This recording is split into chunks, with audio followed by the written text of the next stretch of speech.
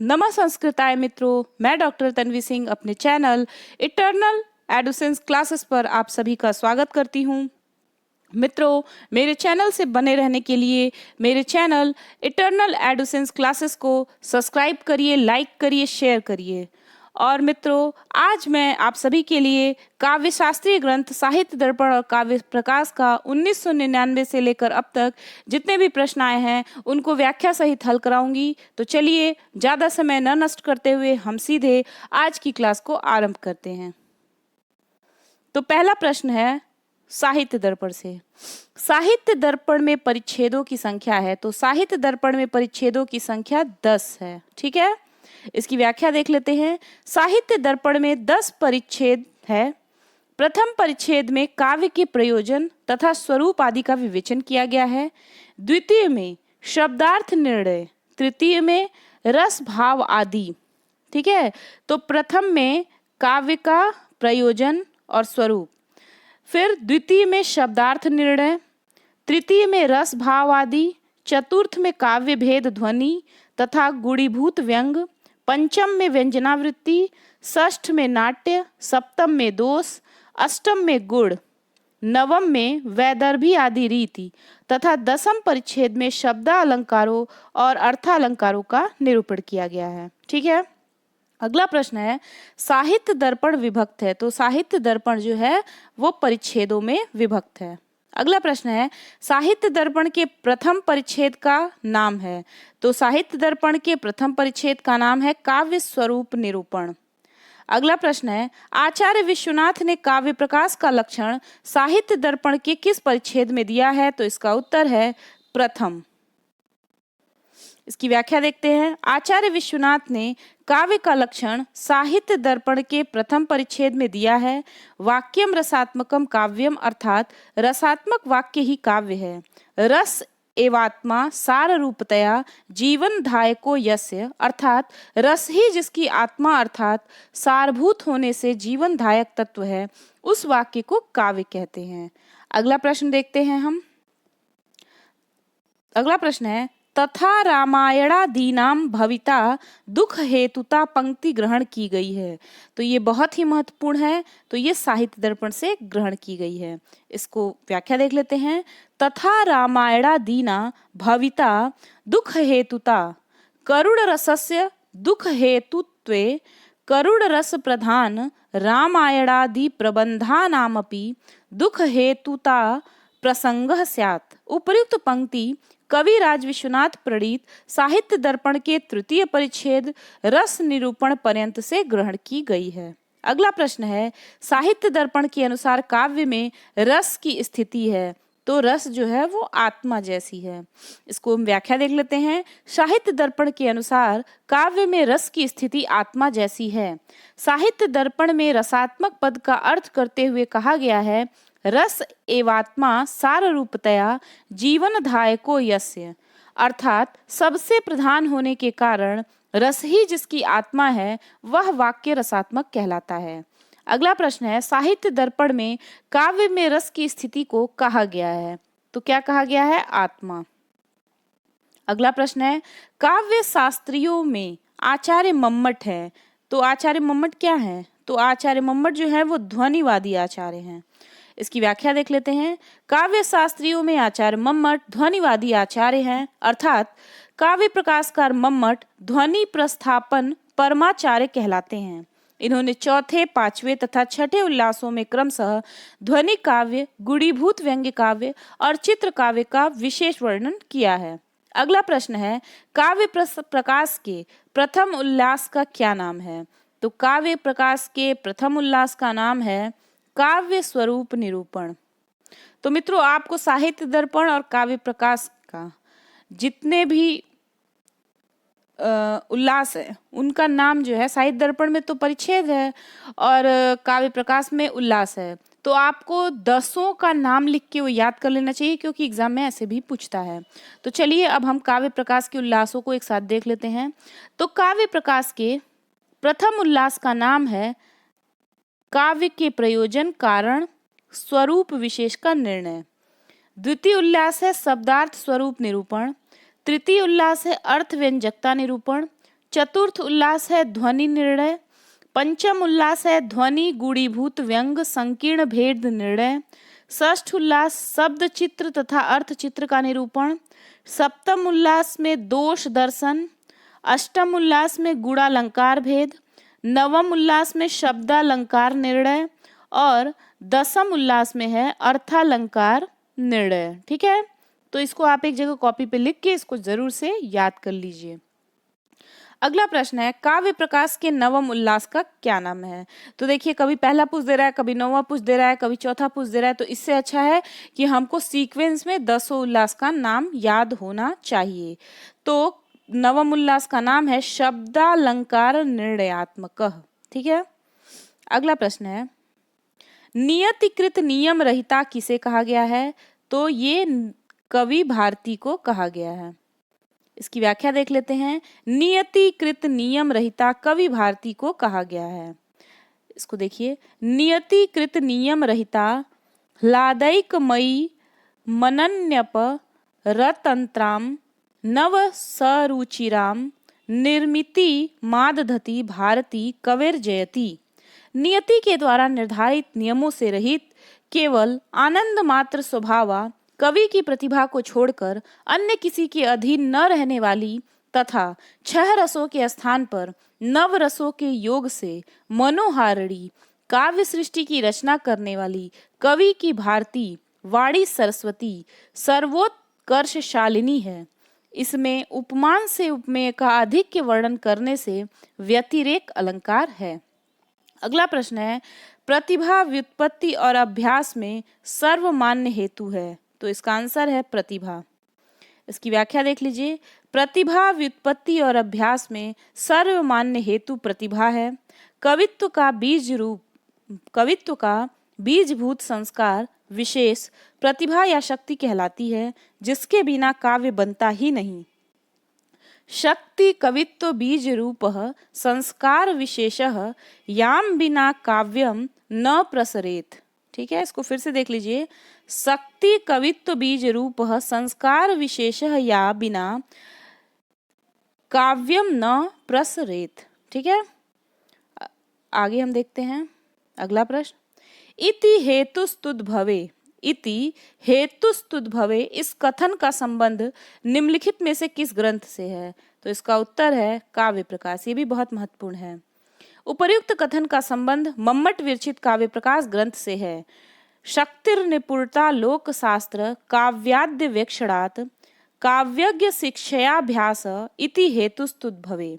शक्ति लोक व्यवहार और काव्य की रचना शैली तीनों मिलकर काव्य के उद्भव के कारण हैं। अगला प्रश्न है इति हेतुस्तुद्भवे इति कस्य मतम। तो ये है मम्मटस्य मतम। इसकी व्याख्या हम देख चुके हैं। अगला प्रश्न है विश्वनाथ ने काव्य में वक्रोक्ति को किस रूप में माना है। तो इसका आंसर है अलंकार। विश्वनाथ ने काव्य में वक्रोक्ति को अलंकार रूप में माना है। वक्रोक्तेर अलंकार रूपत्वात् वक्रोक्ति एक प्रकार का अलंकार ही है।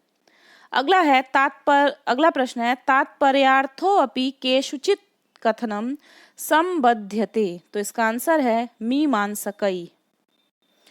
इसकी व्याख्या देख लेते हैं। तात्पर्यार्थो अपि केषुचित् मीमांसक से संबद्ध है। इसका तात्पर्य है कुमारिल भट्ट के अनुयायी पार्थ सारथी मिश्र आदि अभिहितान्यवादी मीमांसकों के मत में 3 प्रकार के वाच्यादि अर्थों के अतिरिक्त चौथे प्रकार का तात्पर्यार्थ भी होता है। अगला प्रश्न है काव्य प्रकाश में तात्पर्यार्थो अपि केषुचित् में इनके मत का संकेत है। किसके? मीमांसक। अगला प्रश्न है वामन मतानुसारेण काव्यस्य आत्मा अस्ति। तो इसका आंसर है रीति। वामन मतानुसार काव्य की आत्मा रीति है। वामन ने काव्य का निर्माण करने वाले 3 तत्वों का उल्लेख किया है। लोको विद्या प्रकीर्णंच काव्यांगणी।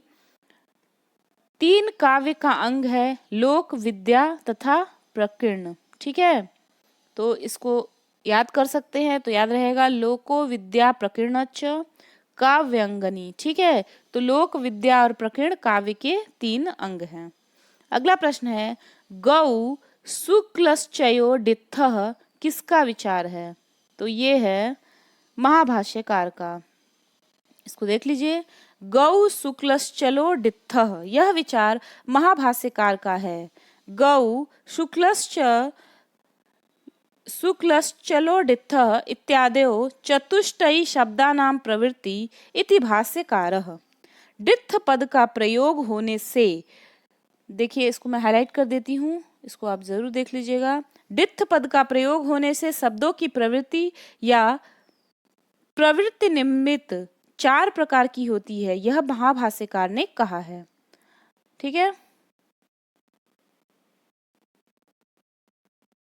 अगला प्रश्न है, ध्वनिर्बुधई कथितः, इस काव्य प्रकाश की पंक्ति में बुधई का अर्थ है। ध्वनि बुधई कथितः, इस काव्य प्रकाश में की पंक्ति में बुधई का अर्थ है। तो बुधई का अर्थ क्या होगा? वैयाकरणई। इसको देख लेते हैं, ध्वनि बुधई कथितः, इस काव्य प्रकाश की पंक्ति में बुधई का अर्थ वैयाकरणई है। बुध अर्थात वैयाकरण। वैयाकरणों ने प्रधानभूत स्फोट रूप व्यंग की अभिव्यक्ति करने में समर्थ शब्द के लिए ध्वनि इस पद का प्रयोग किया है। अगला प्रश्न है, यत्रार्थ शब्दो वा तमर्थमुपसर्जनीकृत सार्थो कारिकेयम केनाचार्णेन लिखिता। तो इसका आंसर है आनंदवर्धनाचार्येण। ठीक है, अब हम देखते हैं काव्य के प्रयोजन से जितने भी प्रश्न बने हैं उनको देखते हैं, ये बहुत महत्वपूर्ण है। आचार्य मम्मट ने काव्य के कुल कितने प्रयोजन बताए हैं? तो काव्य के कुल 6 प्रयोजन बताए हैं। इसकी व्याख्या हम देखते हैं। अब आचार्य मम्मट ने काव्यकर्ता तथा काव्य अध्येता दोनों के दृष्टिकोण से काव्य के कुल 6 प्रयोजनों का उल्लेख निम्नलिखित प्रकार किया है। काव्यम यशसे अर्थकृते व्यवहार विदेशिवेतर छयते सद्यः पर निवृत्तये कांता सम्मित तयोपदेश युजे। ठीक है, इसको हम देख लेते हैं। काव्य यश का जनक, अर्थ का उत्पादक, व्यवहार का बोधक, अमंगल का नाशक, पढ़ने तथा सुनने के साथ ही साथ परमानंद की प्रतीति कराने वाले तथा कांता के समान उपदेश करने वाला होता है। संक्षेप में उक्त काव्य प्रयोजनों का वर्णन निम्नलिखित प्रकार है। तो सबसे पहले है यश। कालिदासादीनामिव यशः, काव्य की रचना से यश की प्राप्ति होती है। इसके उदाहरण स्वरूप मम्मट ने कालिदास आदि कवियों को प्रस्तुत किया है, जिनका यश अपने काव्यों की रचना के कारण आज सहस्त्रों वर्षों के पश्चात भी चारों दिशाओं में व्याप्त है। अगला है अर्थ धनोपार्जन। अगला क्या है? अर्थ धनोपार्जन। श्रीहर्षादेर्धावका दीनामिव धनम, काव्य की रचना से धन की प्राप्ति होती है। कवि अपनी कविता से राजाओं और जनता को प्रभावित करके प्रचुर धन को प्राप्त करते हैं। इसके उदाहरण के स्वरूप में धावक आदि कवियों ने प्रस्तुत किया है, जिनको काव्य की रचना के कारण महाराज हर्ष से प्रचुर धन प्राप्त हुआ था। धावक आदि ने अपने रत्नावली नाटिका ग्रंथ पर अपना नाम हटाकर श्रीहर्ष का नाम डाल दिया है। इस प्रकार स्पष्ट है कि काव्य से धन की प्राप्ति होती है। अगला है व्यवहार ज्ञान। क्या है? व्यवहार ज्ञान। इसके बारे में देख लीजिए। राजादिगतो चितार परिज्ञानम, काव्य का तीसरा प्रयोजन व्यवहार का ज्ञान है। काव्य नाटक आदि में चरित्र चित्रण होता है। उसमें भिन्न भिन्न स्थितियों में पात्रों के परस्पर व्यवहार की शैली का परिज्ञान होता है। विशेषकर राजा आदि के साथ किस प्रकार का शिष्टाचार व्यवहार में लाना चाहिए, इस बात का परिज्ञान काव्यादि के द्वारा ही साधारण जनों को प्राप्त होता है। अगला है अनिष्ट का निवारण शिवेतर छयते। इसके बारे में देख लेते हैं।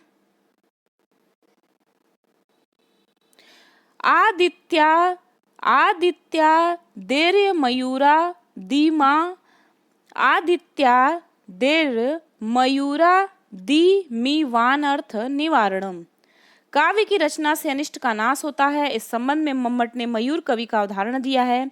महाकवि बाण की पत्नी के शाप से मयूर कवि कुष्ठ रोग से पीड़ित हो गए थे। तब उन्होंने गंगा के तट पर रहकर सूर्य की उपासना की तथा उनकी स्तुति में सूर्य शतक नामक काव्य की रचना की।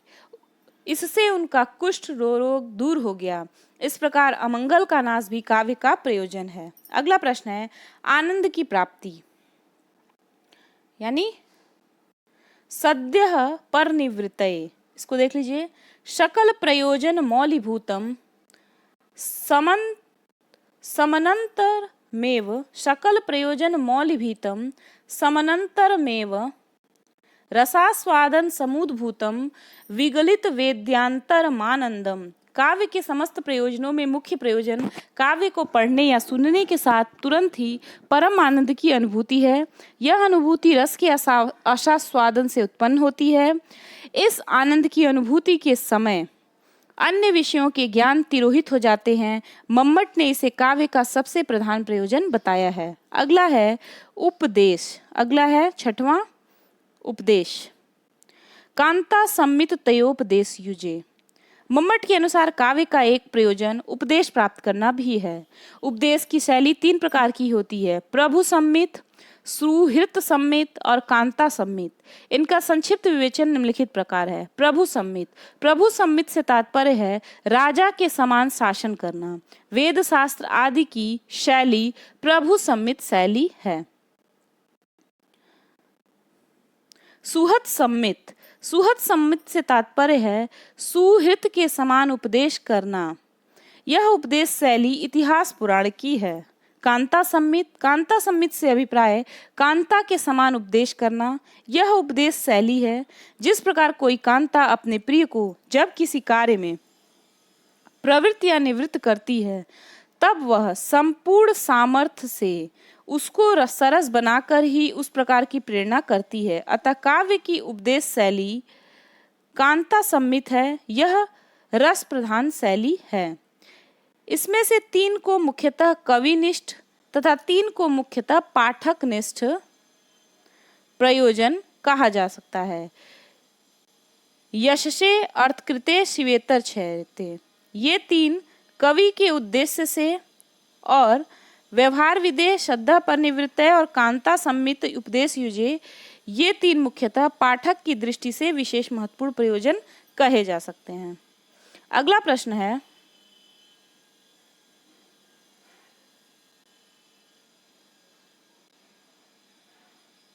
एक मिनट, क्वेश्चन नंबर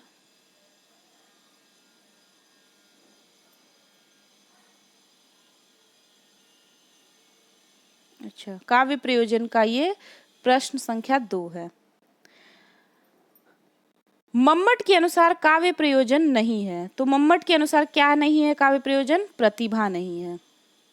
मम्मट के अनुसार काव्य प्रयोजनों की संख्या है 6।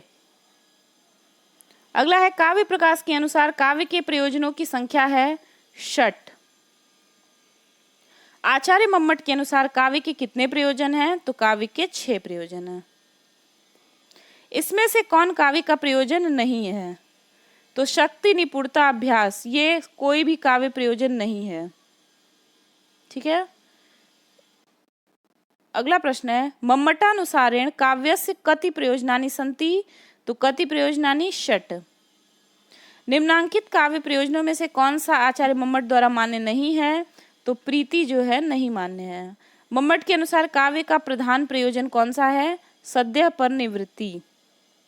मम्मटस्य शास्त्रे सकल प्रयोजन मौलीभूतम काव्य प्रयोजनम उक्तम। तो ये किसके लिए है? सकल प्रयोजन मौलीभूतम, ये सद्य परिनिवृत्तय के लिए है। सद्य परिनिवृत्तय के लिए मम्मट के ग्रंथ में सकल प्रयोजन मौलीभूतम कहा गया है। पूरी पंक्ति इस प्रकार है, सकल प्रयोजन मौलीभूतम समनंतरमेव रसास्वादन समुद्भूतम विगलित वेदांतरमानंदम। ठीक है। अगला प्रश्न है सकल प्रयोजन मौलीभूतम किसे कहा गया है?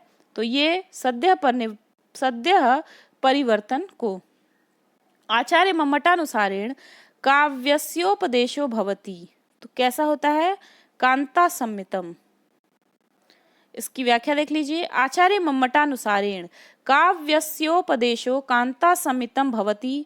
स्त्री के समान सरसता के साथ सरस बनाकर रामादि के समान आचरण करना चाहिए, रावण आदि के समान नहीं। यह यथा योग्य उपदेश आवश्यकतानुसार कवि तथा सहृदय पाठक आदि दोनों को कराता है।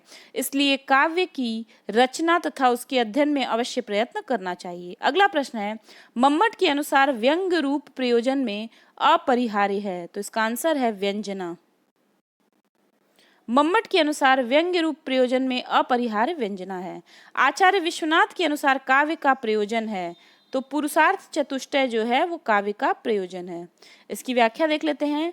आचार्य विश्वनाथ के अनुसार काव्य का प्रयोजन पुरुषार्थ चतुष्टय है। चतुर्वर्ग फल प्राप्ति सुखादल्पधियामपि काव्यादेव यतस्तेन तत्स्वरूपम निरूप्यते। तो ये जो है ये आपका साहित्य दर्पण में है, ठीक है। आचार्य विश्वनाथ नहीं, ये काव्य प्रकाश काव्य के प्रयोजन में ये विश्वनाथ के अनुसार है। चतुर्वर्ग फल प्राप्ति सुखादल्प धियामपि काव्यादेव यतस्तेन तत्स्वरूपम निरूप्यते। इसको देख लीजिए। चतुर्वर्ग अर्थात धर्म, अर्थ, काम और मोक्ष रूप फलों की प्राप्ति सुख पूर्वक अर्थात अनायास बिना किसी विशेष परिश्रम के अल्प बुद्धि वालों को जिससे हो जाती है वह काव्य ही है। अगला है, अब हम लोग काव्य प्रयोजन देख लिए, अब हम लोग काव्य के लक्षण देखते हैं। आचार्य मम्मट के अनुसार काव्य का लक्षण है, तो काव्य का लक्षण है तद दोषो शब्दार्थो सगुणावलंकृति, ठीक है। इसकी व्याख्या देख लेते हैं। आचार्य मम्मट के अनुसार काव्य का लक्षण है तद दोषो शब्दार्थो सगुणावलंकृति पुनः क्वापी। तो इसको आप लोग रट लीजिए, ये आपके लिए बहुत ही महत्वपूर्ण है। अर्थात दोषों से रहित, गुण युक्त और कहीं कहीं अलंकार रहित शब्द और अर्थ दोनों की समष्टि काव्य कहलाती है। अगला प्रश्न है, तद दोषो शब्दार्थो सगुणावलंकृति पुनः क्वापी लक्षण है काव्य का।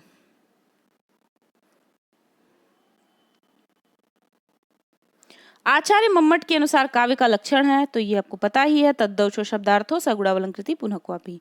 आचार्य मम्मट के अनुसार काव्य का लक्षण है, ये इतनी बार आ गया है कि आप अगर ऐसे भी पढ़ लेंगे तो आपको याद हो जाएगा। तद्दोषो शब्दार्थो सगुणावलंकृति पुनः क्वापी, ठीक है। फिर है तद्दोषो शब्दार्थो सगुणावलंकृति पुनः क्वापी संबंधित आचार्य कौन है? मम्मट है। ये प्रश्न बहुत ही महत्वपूर्ण है, ये बहुत बार पूछ रहा है, हो सकता है इस बार भी पूछ ही दे। तद्दोषो शब्दार्थो सगुणावलंकृति पुनः क्वापी अत्र तद पदस्य किम तात्पर्यम। तो ये थोड़ा अलग कर दिया, तो इसको आप देख लीजिए कि तद पद से क्या तात्पर्य है, तो इसका अर्थ है काव्यम।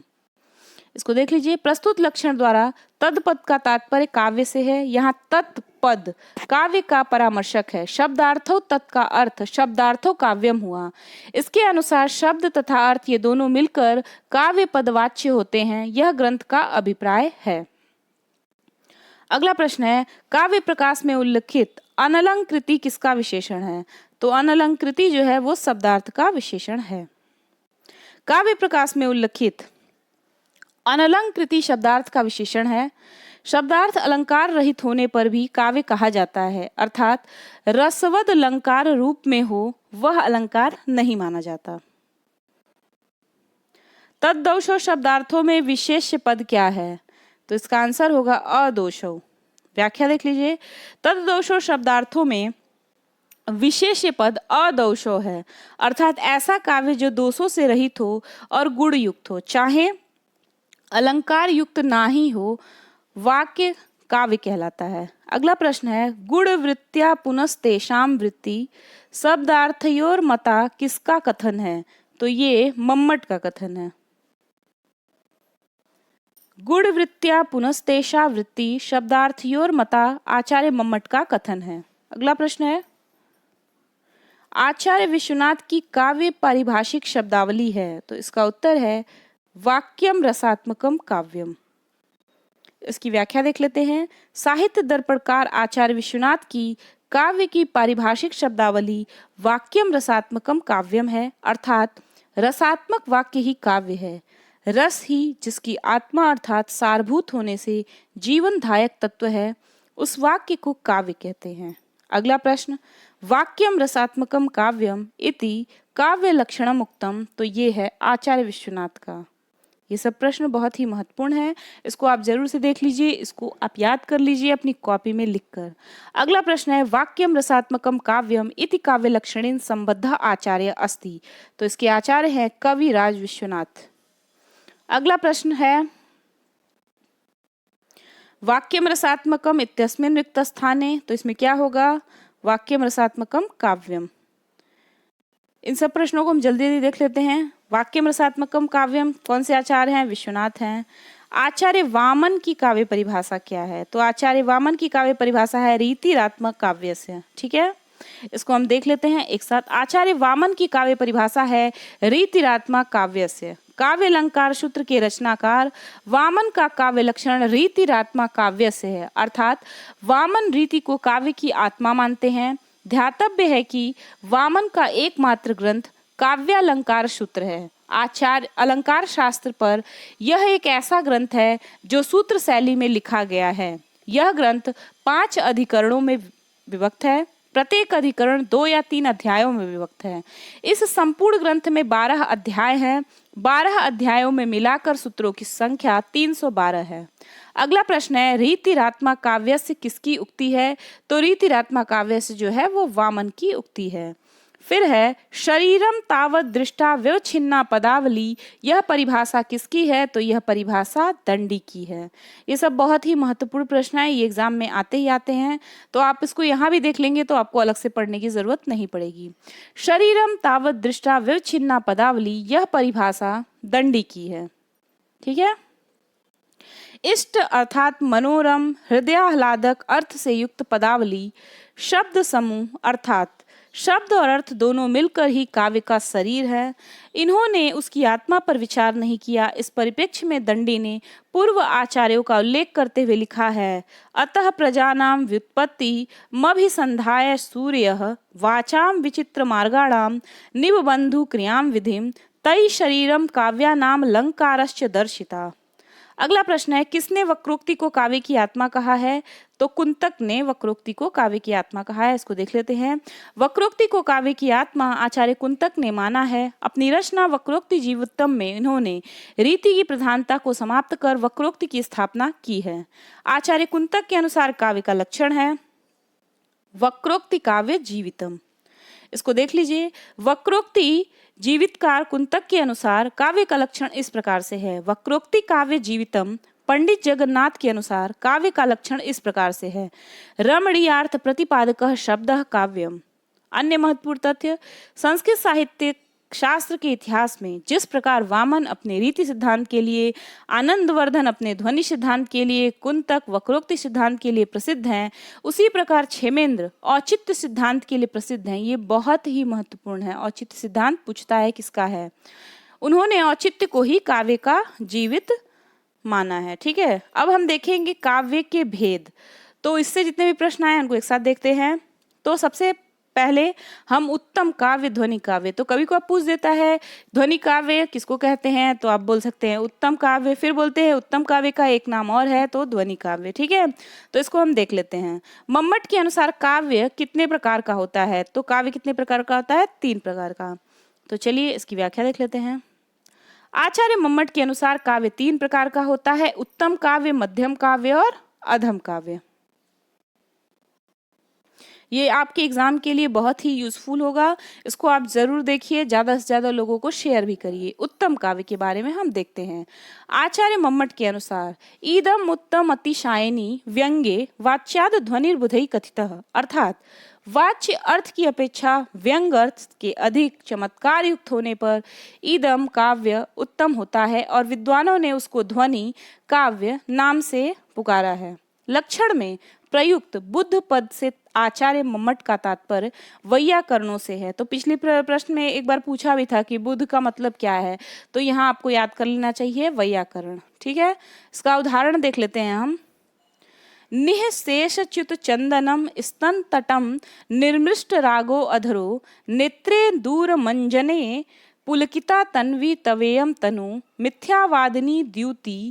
मिथ्यावादिनी दूती बांधव जनस्या ज्ञात पीडागमे वापि स्नातुमितो गता असि न पुनस्तस्याधमस्यांतिकम प्रस्तुत पद में वक्ता तथा बोद्धा के वैशिष्ट से तू उसी नायक के पास गई थी तथा रमण के लिए गई थी, रमण के लिए ही गई थी, यह बात विशेष अधम पद से अभिव्यक्त होती है। ठीक है, अतः यहाँ पर वाच्यार्थ की अपेक्षा व्यंग्यार्थ के अधिक चमत्कार युक्त होने पर ध्वनि काव्य का उदाहरण माना गया है। तो ये उदाहरण दे सकता है और पूछ सकता है ये किसका उदाहरण है। अगला प्रश्न है, मम्मटानुसारेण उत्तम काव्यम अस्ति, तो इसका आंसर है ध्वनि। अगला प्रश्न है, आचार्य मम्मट ने उत्तम काव्य को माना है, क्या माना है? ध्वनि को। तो मैंने आपको पहले ही बता दिया था कि ये ऐसे भी पूछेगा। ठीक है, आगे देखते हैं। मम्मट के अनुसार उत्तम काव्य होता है ध्वनि। मम्मटानुसारेण उत्तम काव्यम अस्ति, ध्वनि। अब हम देखते हैं मध्यम काव्य, गुणीभूत व्यंग काव्य। तो इसको या मध्यम काव्य कहिए या गुणीभूत व्यंग काव्य कहिए। तो मम्मटानुसारेण मध्यम काव्यम भवति, तो इसका आंसर है गुणीभूत व्यंगम। ठीक, इसको देख लेते हैं। मध्यम काव्य मम्मटानुसारेण गुणीभूत व्यंगम मध्यम काव्यम भवति। अतादृशी गुणीभूत व्यंग्य व्यंग्ये तु मध्यमम, मध्यम काव्य अर्थात जहाँ पर व्यंग्यार्थ की अपेक्षा वाच्यार्थ अधिक चमत्कारी नहीं होता, उसे मध्यम काव्य अथवा गुणीभूत व्यंग्य काव्य कहते हैं। जैसे इसका उदाहरण है, ग्राम तरुणम तरुण्या नववंजुल मंजरी सनाथकरम पश्यन्त्या भवती मुहूर्त नीतराम मलिना मुख छाया। ठीक है, तो ये पूछ सकता है उदाहरण देके कि पूछ सकता है कि ग्राम तरुणम तरुण्या नवंजुल मंजरी सनाथ करम पश्यंता भवती मुहुर्नीत तराम मलिना मुख छाया, ये किसका उदाहरण है? तो आप इसको बोल सकते हैं गुणीभूत व्यंग का। इसको हम देख लेते हैं। प्रस्तुत पद्य में अशोक लता गृह में ग्राम तरुण से मिलने का संकेत देकर तरुणी निश्चित समय पर नहीं आई, जबकि तरुण वहां पहुंच गया। अतः तरुण को देखकर उस तरुणी के मुख की कांति अत्यंत मलिन होती जा रही है। इस पद में तरुणी समय पर नहीं आई, यह व्यंग्यार्थ वाच्यार्थ की अधिक चमत्कारी होने से गुणीभूत हो गया। अतः यह गुणीभूत व्यंग काव्य का उदाहरण है। इसमें विशेष है, वाच्य और व्यंग दोनों जहां समान स्थिति में हो, वहां भी व्यंग के वाच्यातिशायी न होने के कारण गुणीभूत व्यंग ही होता है। अगला प्रश्न है, मम्मट के मत में मध्यम काव्य है, तो कौन सा है?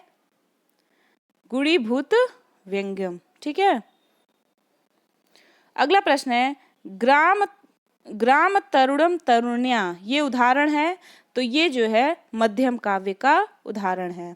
तो अब हम देखेंगे अधम काव्य, चित्र काव्य। ठीक है, अधम काव्य, चित्र काव्य। तो इसमें पहला प्रश्न है, विनिर्गतम मानद मात्म मंदिराद आदि उदाहरण है। ये उदाहरण जो है अर्थ चित्र का उदाहरण है। ठीक है, चलिए इसकी व्याख्या हम देख लेते हैं, तो ये ज्यादा समझ में आएगा। प्रस्तुत पद्य अर्थ चित्र का उदाहरण है। पूरी पंक्ति इस प्रकार है, विनिर्गतम मानद मात्म मंदिराद भवत्यु पश्रुत्य यदीक्षायापि यम ससंभ्रमेन्द्र द्रुत पातितार्गला निमिलिताक्षीव भिया मरावती। प्रस्तुत पद्य में भिया निमिलिताक्षीव अमरावती जाता, अर्थात अमरावती ने मानो डर के मारे आंखें बंद कर ली हो, यह उत्प्रेक्षा अलंकार है। यहाँ पे इस उत्प्रेक्षा में कवि का प्रधान रस से तात्पर्य है, इसलिए यद्यपि वीर रस की प्रतीति यहाँ हो सकती है, परंतु उसमें कवि का तात्पर्य न होने से इस पद्य में अर्थ चित्र काव्य का स्थान दिया गया है। शब्द चित्र, वाच्य चित्र, चित्रम व्यंग्यम तत्वरम स्पृशतम, अर्थात व्यंग्यार्थ रहित काव्य को चित्र काव्य या अधम काव्य कहा गया है, जो शब्द चित्र तथा वाच्य चित्र के भेद से दो प्रकार का है। लक्षण में प्रयुक्त चित्र पद से आचार्य मम्मट का तात्पर्य गुण तथा अलंकार से युक्त होने से है। चित्रमिति गुणालंकार युक्तम शब्द चित्र का उदाहरण स्वच्छंदोच्छल दंश कक्ष कुहर मंदाकिनी मंदताम अर्थात भगवती मंदाकिनी विषयक उपयुक्त छंद में व्यंग्यार्थ का सर्वथा अभाव है, जबकि अनुप्रसारण्य चमत्कार की प्रधानता है, अतः यह शब्द चित्र का उदाहरण है। अगला है विनिर्गतम मानदमात्म मंदिरात उदाहरणम अस्ति, तो ये है अर्थ चित्रस्य का उदाहरण। फिर वही प्रश्न है विनिर्गतम मानद मात्म मंदिराद इत्यादि पद्यम उदाहरणम अस्ति अर्थ चित्रस्य। फिर अब हम देखेंगे शब्द शक्तियां। तो सबसे पहले है अभिधा। इसका पहला प्रश्न है साक्षात संकेतित अर्थ की बोधिका है, तो इसका आंसर है अभिधा। इसकी व्याख्या देख लेते हैं। साक्षात संकेतित अर्थ की बोधिका अभिधा कहलाती है। तत्र संकेतितार्थस्य बोधनाद ग्रीमा अभिधा, अर्थात संकेतित अर्थ का बोध कराने वाली पहली शक्ति अभिधा कहलाती है। अगला प्रश्न है स मुख्यो अर्थ स्तत्र मुख्यो व्यापारो अस्याभिधोच्यते, यह वचन है काव्य प्रकाश का। इसकी व्याख्या देख लेते हैं। स मुख्यो अर्थ स्तत्र मुख्यो व्यापारो अस्याभिधोच्यते, यह वचन मम्मट विरचित काव्य प्रकाश से उद्घृत है, जिसका तात्पर्य है कि वह साक्षात संकेतित अर्थ मुख्य अर्थ कहलाता है और उसका बोधन कराने में इस शब्द का जो व्यापार होता है वह अभिधा व्यापार या अभिधा शक्ति कहलाता है, अथवा साक्षात संकेतित अर्थ मुख्यार्थ या वाच्यार्थ कहलाता है और उसका बोधन कराने में शब्द का जो मुख्य व्यापार होता है वह अभिधा कहलाता है। अन्य महत्वपूर्ण तथ्य यहीं पे देख लेते हैं। आचार्य मम्मट ने 3 प्रकार के अर्थ माने हैं, वाच्य, लक्ष्य और व्यंग। उसी के अनुसार वाचक, लक्षक तथा व्यंजक 3 प्रकार के शब्द माने हैं। इन 3 प्रकार के अर्थों की प्रतीति के लिए उन शब्दों में अभिधा, लक्षणा तथा व्यंजना नामक 3 प्रकार की शब्द शक्तियां मानी हैं। अगला प्रश्न है संकेतित अर्थ को बताने वाली शक्ति है अभिधा। फिर है संकेतित अर्थ बोधक शक्ति है अभिधा। अगला है साक्षात संकेतितम अर्थ बोधयति, तो इसका आंसर भी है अभिधा। संकेतित अर्थ कितने प्रकार का होता है? तो संकेतित अर्थ 4 प्रकार का होता है। इसकी व्याख्या देख लीजिए। संकेतित अर्थ 4 प्रकार का होता है। संकेतितस् चतुर्भेदो जात्यादि जातिरेव वा, बिना संकेत ग्रह के अर्थ की प्रतीति नहीं होती। चतुष्टयी शब्दानां प्रवृत्ति जाति शब्दा गुण शब्दा क्रिया शब्दा यदिच्छाया शब्दा छा शब्दाच्छा चतुर्भा। भाष्यकार संकेतित अर्थ जाति आदि भेदों से 4 प्रकार का जाति, गुण, क्रिया तथा यदिच्छा होता है, अथवा मीमांसकों के मत में केवल जाति रूप एक प्रकार का ही संकेतित अर्थ होता है। केवल जाति में शब्द का संकेत ग्रह मानने वाले मतवादी हैं मीमांसक। केवल जाति में शब्द का संकेत ग्रह मानने वाले मतवादी मीमांसक हैं। मीमांसकों का यह सिद्धांत है कि जाति आदि चारों के स्थान पर केवल जाति में शब्द की संकेत शक्तियां संकेत संग्रह होता है, अर्थात केवल जाति ही शब्द का प्रवृत्ति निमित्त मानना उचित है। अगला प्रश्न है संकेत ग्रह में शब्द का अर्थ अपोह मान्य है बौद्धों द्वारा। इसकी व्याख्या देख लेते हैं। संकेत ग्रह में शब्द का अर्थ अपोह बौद्धों द्वारा मान्य है। तद्वान पोहो वा शब्दार्थ कैश्चिदुक्त इति ग्रंथ गौरव भयात प्रकृतानुपयोगाच्च न दर्शितम। अपोह का अर्थात अतद व्यावृत्ति या तद भिन्न भिन्नत्व है। अगला प्रश्न है संकेतित अर्थ को देने वाला शब्द कहलाता है वाचक। इसकी व्याख्या देख लीजिए। संकेतित अर्थ को देने वाला शब्द वाचक कहलाता है।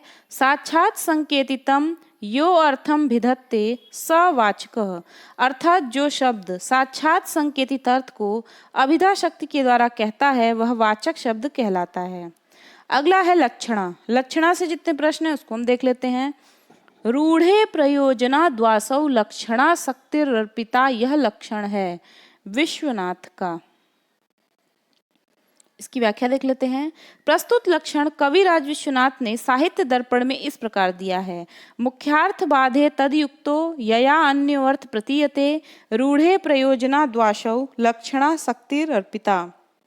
अर्थात मुख्यार्थ का बाध होने पर रूढ़ी अथवा प्रयोजनवश उससे संयुक्त अर्थ की प्रतीति जिसके द्वारा होती है वह लक्षणा शक्ति है।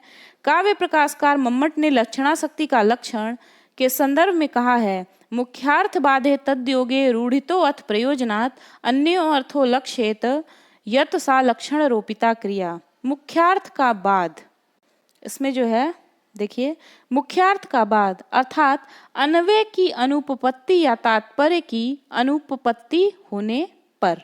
ठीक, फिर है उस मुख्यार्थ के साथ लक्ष्यार्थ या अन्य का संबंध होने पर। तीसरा है रूढ़ी से अथवा प्रयोजन विशेष से जिस शब्द शक्ति के द्वारा अन्य अर्थ लक्षित होता है वह मुख्य रूप से अर्थ में रहने के कारण शब्द का आरोपित व्यापार लक्षणा कहलाता है। आचार्य मम्मट ने मुख्यार्थ बाध, मुख्यार्थ योग तथा रूढ़ी या प्रयोजन,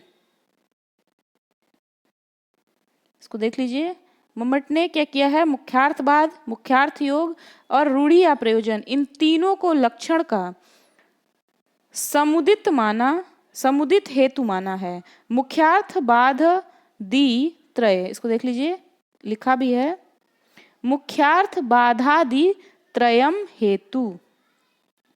अगला प्रश्न है, अधोलिखित में से लक्षणा के लिए कौन सा हेतु अपेक्षित नहीं है? तो हम लोग देख लिए हैं, तो इसका आंसर होगा समवाय संबंध। आरोपित शब्द व्यापार है, क्या है? लक्षणा। आरोपित शब्द व्यापार लक्षणा है। मुख्यार्थ बाद होने पर, उस मुख्यार्थ के साथ लक्ष्यार्थ संबंध होने पर, रूढ़ी से अथवा प्रयोजन विशेष से जिस शब्द शक्ति के द्वारा अन्य अर्थ लक्षित होता है वह आरोपित शब्द व्यापार लक्षणा है। अगला प्रश्न है, लक्षणा स्वीकृति का आधार है, तो लक्षणा स्वीकृति का आधार मुख्यार्थ बाद है। अगला है, विपरीत लक्षणा का दूसरा नाम है, तो इसको देखते हैं हम। तो विपरीत लक्षणा का दूसरा नाम जो है, कहाँ गया, जहल लक्षणा है। क्या है? जहल लक्षणा। ये बहुत इंपॉर्टेंट है, इसको याद कर लीजिए। इसकी व्याख्या देख लेते हैं हम। विपरीत लक्षणा का दूसरा नाम जहल लक्षणा भी है। ठीक है, वेदांती शास्त्रों में इसे जहत स्वार्था वृत्ति या जहल लक्षणा भी कहते हैं, तो इसको यहीं पे याद कर लेंगे तो अच्छा रहेगा। क्या बोलते हैं? जहल लक्षणा भी कहते हैं और जहत स्वार्था वृत्ति भी कहते हैं। ठीक है,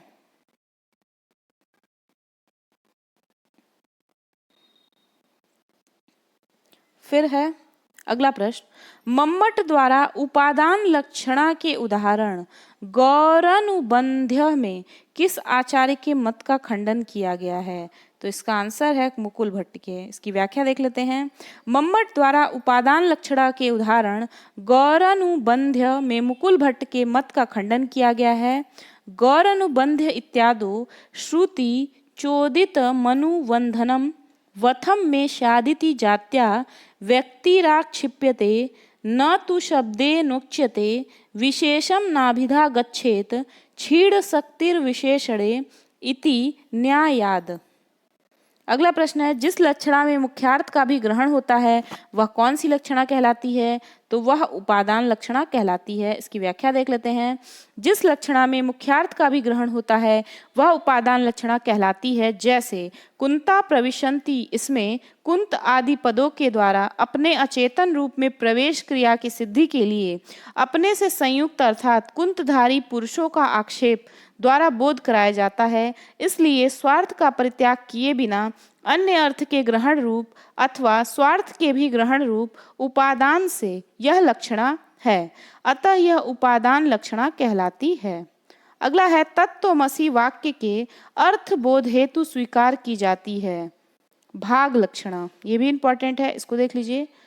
तत्त्वमसि वाक्य के अर्थ बोध हेतु भाग लक्षणा स्वीकार की जाती है। जहद जहद जहल लक्षणा वाच्यार्थ के एक अंश का परित्याग करके अवशिष्ट आशंका का बोध कराने वाली वृत्ति जह जहद जह लक्षणा कहलाती है। इस वृत्ति के द्वारा वाच्यार्थ के एक भाग का परित्याग कर दिया जाता है और एक भाग को ग्रहण कर लिया जाता है। एक भाग का परित्याग करने से इसको भागत त्याग लक्षणा और भाग मात्र को ग्रहण करने से भाग लक्षणा भी कहते हैं। सो अयम देवदत्त और तत्त्वमसि इसी लक्षणा के उदाहरण हैं। तत्त्वमसि वाक्य में तत् और त्वम पदों का अथवा इनके वाच्यार्थ का परोक्षत्वादि विशिष्टत्व और अपरोक्षत्वादि विशिष्ट रूप विरुद्धांश का परित्याग करने के द्वारा अविरुद्ध चैतन्य के साथ लक्ष्य लक्षण भाव है। इसी लक्षणा को भाग लक्षणा, भागत्याग लक्षणा या जह द जहल लक्षणा कहा जाता है। ठीक है। गौरी लक्षणा का ज्ञान होता है, तो इसका आंसर है सादृश्य से। इसकी व्याख्या देख लेते हैं। गौड़ी लक्षणा का ज्ञान सादृश्य से होता है। अत्यंत भिन्न दो पदार्थ में अतिशय सादृश्य के कारण उसमें भेद की प्रतीति का होना उपचार कहलाता है। यही उपचार शुद्धा और गौड़ी का भेदक धर्म कहलाता है। ठीक है, इसको फिर से देख लीजिए। गौड़ी लक्षणा का ज्ञान सादृश्य से होता है। अत्यंत भिन्न दो पदार्थों में अतिशय सादृश्य के कारण उसमें भेद की प्रतीति का ना होना उपचार कहलाता है। यही उपचार शुद्धा और गौड़ी का भेदक धर्म कहलाता है। अगला प्रश्न है, गौरयम का उदाहरण है। तो गौरयम का उदाहरण है साध्ववसाना गौड़ी लक्षणा। ठीक है, तो साध्ववसाना गौड़ी लक्षणा का उदाहरण गौरयम है। तो इसको आपको याद करना पड़ेगा क्योंकि एग्जाम ऐसे ही पूछता है। इसको हम देख लेते हैं। गौरयम जो है ये साध्यवसाना गौरी लक्षणा का उदाहरण है। ठीक है। इमऊ को देख लेते हैं। इमऊ आरोपाध्यवसान रूपऊ सादृश्य हेतु भेदऊ गौरवाहिकः इत्यत्र गौरयम इत्यत्र च। यहाँ ग्रंथकार ने गौरवाहिकः सरोपा लक्षणा के और गौरयम साध्यवसाना लक्षणा का उदाहरण बताया। तो आपको यहीं पे इतना याद कर लेंगे ये लाइन, तो ये आपके लिए इम्पॉर्टेंट हो जाती है कि अगर पूछे, अगर गौरवाहिका पूछे तो ये सरोपा लक्षणा का उदाहरण है और गौरयम पूछे तो ये साध्यवसाना लक्षणा के उदाहरण है। अगला है, गंगाया घोषः में शैत्य तथा पावनत्व की प्रतीति होती है। किससे होती है? लक्षणावृत्ति से। ठीक है, इसकी व्याख्या देख लेते हैं। गंगा या घोषः में शैत्य तथा पावनत्व की प्रतीति लक्षणावृत्ति से होती है। गंगाया घोषः इत्यत्र तटस्य घोषाधिकरणत्व सिद्धये गंगा शब्दः स्वार्थमर्पयति इत्येवमादौ लक्षणे नैषा लक्षणा। गंगाया घोषा इसमें वाक्य के भीतर प्रयुक्त हुए घोष के अधिकरणत्व की सिद्धि के लिए गंगा शब्द अपने जल प्रवाह रूप मुख्य अर्थ का परित्याग कर देता है। इसलिए इस प्रकार के उदाहरणों में लक्षण लक्षणा होती है। अगला प्रश्न है, गंगाया घोषा इत्यस्य लक्षणो अस्ति। तो ये है नहीं, गंगाया घोषा इत्यस्य लक्ष्यार्थो अस्ति। इसका लक्ष्यार्थ पूछ रहा है, तो इसका आंसर होगा गंगा तटे घोषः। ठीक है, इसकी हम लोग व्याख्या देख लेते हैं। गंगाया घोषा इसका लक्ष्यार्थ गंगा तटे घोषा है। गंगा संबंध मात्र प्रतीतो तु गंगा तटे घोषः इति। अगला प्रश्न है, गंगाया घोषः का लक्ष्यार्थ है, तो इसका उत्तर होगा गंगा तटे घोषः। गंगायाम घोषः में कौन सी लक्षणा है? तो प्रयोजन मूला लक्षण लक्षणा है। इसकी व्याख्या देख लीजिए। गंगायाम घोषः में प्रयोजन मूला लक्षण लक्षणा है। गंगाया घोषा इसमें शुद्धा लक्षण लक्षणा है, प्रयोजन मूला। अगला है, गंगाया घोषा किस लक्षण भेद का उदाहरण है? तो इसका उत्तर है प्रयोजन लक्षण लक्षणा का। अगला है, गंगायाम घोषः इत्यस्मिन् शैत्य पावनत्वयो प्रतीतौ शब्द शक्तिर्वर्तते। गंगाया घोषः इत्यस्मिन् शैत्य पावनत्वयोः प्रतीतौ शब्द शक्तिर वर्तते, तो इसका उत्तर है व्यंजना। इसकी व्याख्या देख लीजिए। गंगायाम घोषः, इसमें शैत्य और पावनत्व की प्रतीति कराने वाला व्यंजना शक्ति है। यस्य प्रतीति मा धातुम लक्षणा समुपास्यते, फलै शब्दैक गम्ये अत्र व्यंजना परा क्रिया। यस्य प्रतीति मा धातु लक्षणा समुपास्यते, फले शब्दैक गम्ये अत्र व्यंजनान्नापरा क्रिया। प्रयोजन विशेष का प्रतिपादन करने की इच्छा से लक्षणादि से प्रयोजन रूप अर्थ की प्रतीति नहीं होती, वहाँ व्यंजना व्यापार होता है। अगला प्रश्न है, कलिंगः साहिसिकः किस लक्षणा भेद का उदाहरण है? तो इसका उत्तर होगा रूढ़िवती साध्यवसाना लक्षण लक्षणा का। इसकी व्याख्या देख लीजिए। कलिंगः साहसिकः रूढ़वती सध्यवसाना लक्षण लक्षणा का उदाहरण है। इसमें कलिंग शब्द अपने अर्थ को छोड़कर कलिंग देशवासी अर्थ को उपलक्षित कर रहा है। अगला प्रश्न है, लक्षणा के 80 भेद किसने किए हैं? तो इसका उत्तर है विश्वनाथ ने लक्षणा के 80 भेद किए हैं। लक्षणा के 80 भेद विश्वनाथ ने स्वीकार किए हैं। मुख्य 2 भेद रूढ़िवती लक्षणा और प्रयोजनवती लक्षणा। इसमें प्रत्येक 2 प्रकार उपादान लक्षणा और लक्षण लक्षणा। इनके पुनः 2 प्रकार सरोपा और साध्यवसाना, फिर पुनः शुद्धा और गौड़ी, अंततः पदगत और वाक्यगत के 2 भेद होकर कुल 80 भेद होते हैं। ठीक है। अगला प्रश्न है, जहाँ कोई शब्द अन्य अर्थ के लिए अपने अर्थ का त्याग कर देता है वहाँ लक्षणा होती है, वहाँ पर लक्षणा होती है, लक्षणा होती है। जहाँ कोई शब्द अन्य अर्थ के लिए अपने अर्थ का त्याग कर देता है वहाँ लक्षण लक्षणा होती है। इसको देख लीजिए। स्वसिद्धये पराक्षेपः परार्थम स्वसमर्पणम उपादानम लक्षणम चैत्ययुक्ता शुद्धैव साद्विधा। दूसरे के अन्वय की सिद्धि के लिए अपने मुख्य अर्थ का परित्याग समर्पण लक्षण कहलाता है। जहाँ शब्द अपने अन्वय की सिद्धि के लिए अन्य अर्थ का आक्षेप कर लेता है और स्वयं भी बना रहता है उसको उपादान लक्षणा कहते हैं। ग्रंथकार ने लक्षणा के उपादान लक्षणा और लक्षण लक्षणा नाम से 2 भेद किए हैं। अगला प्रश्न है, जहाँ कोई शब्द अन्य अर्थ के लिए अपने अर्थ का त्याग कर देता है वहाँ लक्षणा होती है, तो वहाँ पर लक्षण लक्षणा होती है। इसकी व्याख्या देख लेते हैं। अच्छा, इसका व्याख्या हो गया। अगला प्रश्न है, जहाँ कोई शब्द अन्य अर्थ के लिए अपने अर्थ का त्याग कर देता है वहाँ कौन सी लक्षणा होती है? तो ये आप देख सकते हैं कि बहुत महत्वपूर्ण है, लक्षण लक्षणा। अगला है, उपकृतम बहु तत्र किमुच्यते उदाहरणम अस्ति लक्षण लक्षणायाः। उपकृतम बहु तत्र किमुच्यते लक्षण लक्षणा का उदाहरण है। उपकृतम बहु तत्र किमुच्यते सुजनता प्रथिता भवता परम विद दधि विध विद ध दि दृश्यमेव सदा सखे सुखितमास्व तत् शारदाम सतम। किसी अत्यंत अपकार करने वाले व्यक्ति के प्रति उसके अपकार से पीड़ित व्यक्ति की यह उक्ति है। इसमें आपने बड़ा उपकार किया, यह उपकृतम शब्द का मुख्यार्थ बाधित होता है। इसलिए उपकृत शब्द अपने अर्थ को छोड़कर अपकृतम अर्थ को लक्षण लक्षणा या जहत स्वार्था लक्षणा से बोधित करता है। अगला है, उपकृतम बहु तत्र किमुच्यते आदि उदाहरण है लक्षण लक्षणा का। अविवक्षित वाच्य तथा विवक्षितान्य परवाच्य भेद हैं किसके? ध्वनि के। इसकी व्याख्या देख लीजिए। अविवक्षित वाच्य तथा विवक्षितान्य परवाच्य भेद ध्वनि के हैं। अविवक्षित वाच्यो यस्तत्र वाच्यम भवेद ध्वनौ अर्थांतरे संक्रमित मत्यंतम वा तिरस्कृतम। अविवक्षित वाच्य का दूसरा नाम लक्षणा मूल ध्वनि तथा विवक्षित वाच्य ध्वनि का दूसरा नाम अभिधा ध्वनि भी है। विवक्षित वाच्य या अभिधा मूल के 2 भेद हैं, असमलक्ष्य क्रम व्यंग्य और समलक्ष्य क्रम व्यंग्य।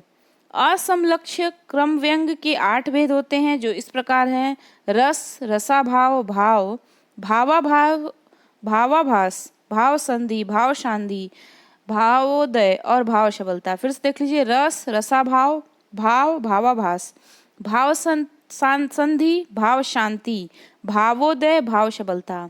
समलक्ष्य क्रम के 3 भेद होते हैं, शब्द शक्त्युत्थ, अर्थ शक्त्युत्थ और उभय शक्त्युत्थ।